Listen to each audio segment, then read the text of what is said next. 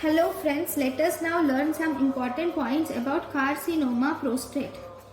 So if you see carcinoma prostate, the most common type of carcinoma of prostate is adenocarcinoma is the most common type of carcinoma prostate, followed by squamous cell carcinoma. This adenocarcinoma is most commonly seen in high socio-economic status. It is also seen in Africo-Americans. Okay, this is seen in the age group of around 7th to 8th decade. That is 70s and 80s. It is seen in older age group. Now, if you see the risk factors or predisposing factors of carcinoma prostate mainly includes: one, it is advancing age; second, it is high fat diet.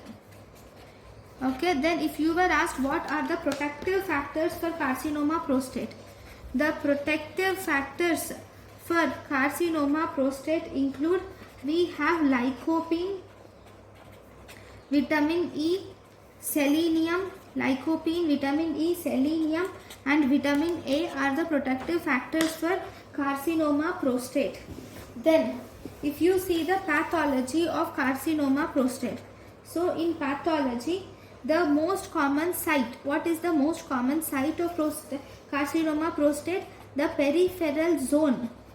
The peripheral zone is most common site in 75% of cases, followed by it is also seen in transitional zone in 15% of cases, followed by it is also seen in central zone in or around 10% of cases it is seen in central zone. Then what is the most common genetic alteration? The most common gene associated is there is hypermethylation. You will see presence of hypermethylation of GSTP1. That is, what is GSTP1? It is glutathione transferase promoter region 1. So that is GSTP1, glutathione transferase promoter region 1, which is located on chromosome 11. Okay, now what are the histological appearance? If you see the histology, these glands look small, they are crowded and there is absence of basal layer. The glands are small, crowded, there is absence of basal layer is seen in these glands. That is carcinoma of prostate. So if you see the clinical features, these patients are actually asymptomatic in the initial stages. They are asymptomatic initially. Initially they are asymptomatic and symptoms are seen only in the advanced cases. And in the advanced state, the symptoms seen in the advanced state or they are seen in the metastasis. Okay, the most common symptom which is seen is back pain is the most common symptom which is seen. Why? Because the most common site of metastasis in prostatic carcinoma is lumbar vertebrae is the most common site of metastasis in prostatic carcinoma. Then if you see the route of spread, it is mostly, you will see that it is hematogenous spread. The most common route of spread is hematogenous spread is the most common route of spread. Then what is the most common site of metastasis? Most common site of metastasis, has already said, it is lumbar vertebrae. Okay, and in the lumbar vertebrae, which type of secondaries you see? The secondaries are osteoblastic secondaries are seen, which go via the Batson plexus from the prostate to the lumbar vertebrae. Now, if you were asked what is the most common malignancy which is causing osteoblastic secondaries in male, that is obviously prostate. Okay, if you were asked one more question, what is the most common malignancy causing osteolytic secondaries in male, that is renal cell carcinoma. Then if you were asked what is the most common malignancy causing both osteoblastic and osteolytic malignancy in secondaries in female, then it is breast carcinoma. Breast carcinoma causes both osteoblastic and osteolytic malignancies. Then what is the most common site of visceral malignancy? The most common site of visceral malignancy, metastasis in prostate carcinoma is lungs. Right? Now, if you see the investigations on digital rectal examination, you will see that the prostate is hard and nodular. It is hard and nodular with obliteration. There is obliteration of median sulcus. The prostate is large and nodular with obliteration of median sulcus is seen. Then, if you see investigation of choice on diagnosis is TRUS mediated or TRUS guided biopsy is the investigation of choice for diagnosis. Then if you were asked what is the investigation of choice for staging, investigation of choice for staging in this state, it is endorectal MRI. Endorectal MRI is the investigation of choice for staging. Then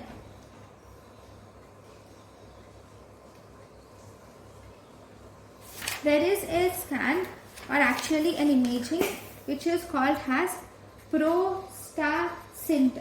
What is this ProstaSynth? This is actually antibody imaging of prostate. It is an antibody imaging done for carcinoma prostate.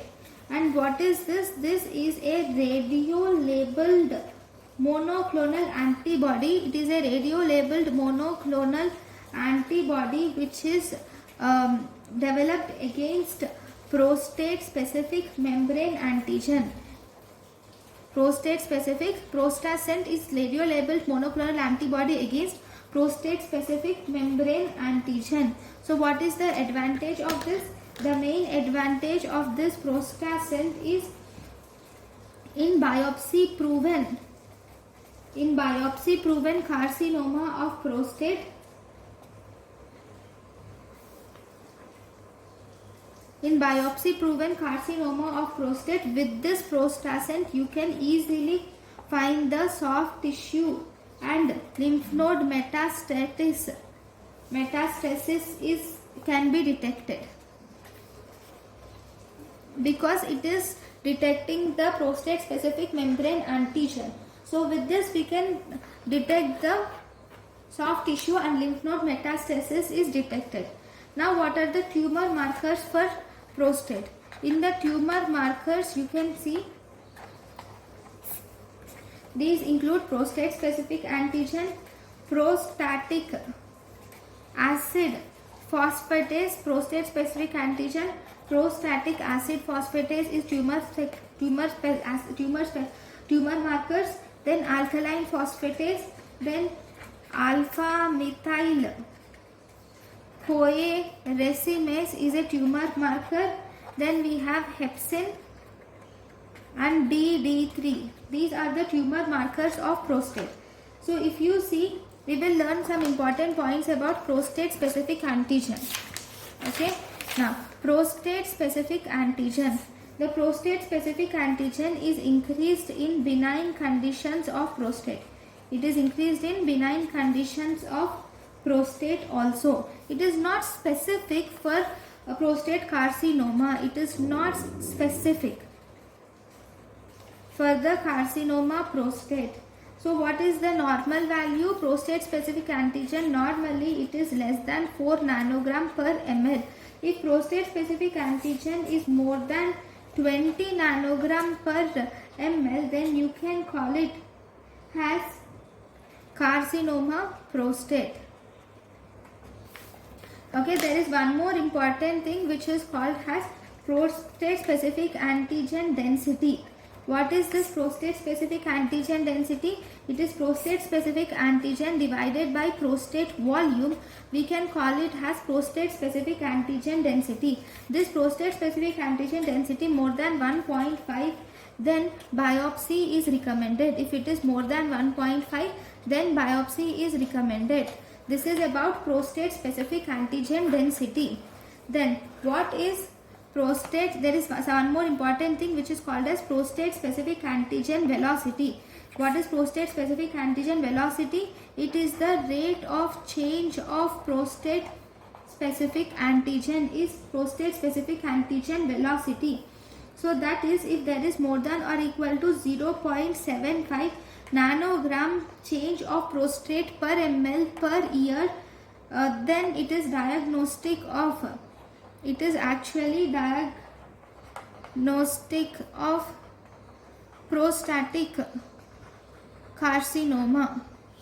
Okay, so prostatic velocity and prostate specific antigen, these values are diagnostic of prostate carcinoma. Then now let us learn about the conditions that increase or decrease prostate specific antigen. Okay, so if you see, there are two. One, conditions which increase the prostate specific antigen, and those which decrease the prostate specific antigen.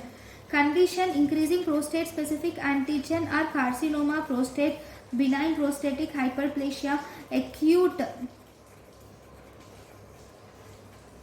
bacterial prostatitis, chronic bacterial prostatitis, prostatic abscess. Then even if we do prostate biopsy, okay, then digital rectal examination, if we do prostate massage, then that also increases the prostate specific antigen. Then catheterization increases the prostate specific antigen. Sexual intercourse will also increase prostate specific antigen. So these are different conditions which can lead to increase in prostate specific antigen. Decrease in prostate specific antigen is seen in castration, radical prostatectomy. If prostate is removed, obviously the prostate specific antigen will be decreased, and chemotherapy or radiotherapy to the prostate. So this will also decrease because of destruction of the prostate. Okay, now let us learn about the TNM classification of prostate. If you see TNM classification, in TNM classification of prostate, this is 8th AJCC TNM classification. 1 TIS, that is carcinoma in situ. Second T1A, that is up to 5% of tissue in resection for benign disease. Up to almost 5% of tissue is going to be resected for benign disease, has cancer. About 5% of tissue resected for benign tissue has cancer. Okay, you have resected 5% of tissue and it contains cancer. Then that is T1A.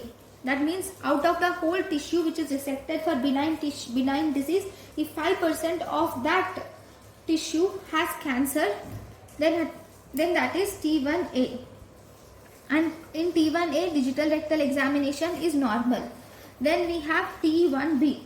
In T1B, more than 5% of tissue resected for benign disease has carcinoma. So among the tissue resected for benign disease, if more than 5% has carcinoma, then it is T1B. Even here, digital rectal examination is normal. Then we have T1C. In T1C, the tumor is identified by needle biopsy. In T1C, tumor is identified by needle biopsy. Okay. Then we have T2. Okay. Then if you see T2A, In T2A, tumor is present involves only half of the lobe, then that is T2A. T2B. T2B is tumor involves more than half of the lobe, then that is T2B. T2C is tumor involves both the lobes, then that is T2C. Then we have T3. T3A is extracapsular extension. If there is extracapsular extension on one or both the sides, extracapsular extension on one or both the sides, including the bladder neck, so that is T3A. Then we have T3B. In T3B, if there is seminal vesicle involvement, that is T3B. Then we have T4. What is T4? In T4, if you see the tumor is fixed or it invades the adjacent structures. Either the tumor is fixed or it invades the adjacent structures other than seminal vesicle. It invades the adjacent structures other than seminal vesicle, like it invades the external sphincter, it can invade the rectum, it can invade the levator muscles and or pelvic wall. Okay, so all these are T4. T4 is tumor is fixed or invades the adjacent structures other than seminal vesicles, like external sphincter, rectum, levator muscles and on pelvic wall. Then if you see nodes, in the nodes N0 there is no regional lymph node metastasis. In N0 there is no regional lymph node metastasis. Then if you see N1, in N1 there is metastasis to regional lymph node is present. Metastasis to regional lymph node is present, that is metastasis to either obturator lymph node or internal iliac lymph node is seen, or you can also see metastasis to external iliac lymph nodes or pre-sacral lymph nodes is seen in this condition. Then we have M0. What is M0? M0 is no metastasis is seen. Then we have M1A. In M1A you will see metastasis, that is distant metastasis is seen in non-regional lymph node. There is distant metastasis in non-regional lymph node, that is M1A.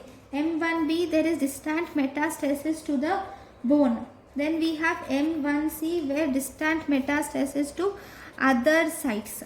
So this is the TNM classification for carcinoma of prostate.